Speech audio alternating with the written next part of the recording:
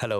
Shiva, sorry ভাই, তোমাদের তো আমাদের বাড়ি আসার কথা ছিল। অ্যাকচুয়ালি আমার ওয়াইফের শরীরটা হঠাৎই খারাপ হওয়ায় ওকে হসপিটালে আনতে হয়েছে। আচ্ছা, একটা কাজ করো, তুমি বাইরে একটু অপেক্ষা করো, আমরা কিছুক্ষণের মধ্যেই আসছি। মজা করছিস তাই তো?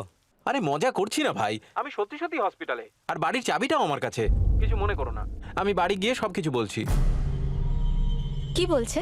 ও বলছে ও হসপিটালে রয়েছে। হ্যাঁ? আরে না না, মজা করছি, ও ভয় পাওয়াচ্ছে আমাদের। এ ভাই, এবার আমি খুব ভয় পেয়ে গেছি, হাত পা কাঁপছে। নে এবার অনেক মজা করেছিস, বাইরে আয়, খুব খিদে পেয়েছে। হ্যাঁ, দুজনে তাড়াতাড়ি এসো। দিনেশ, গীতা,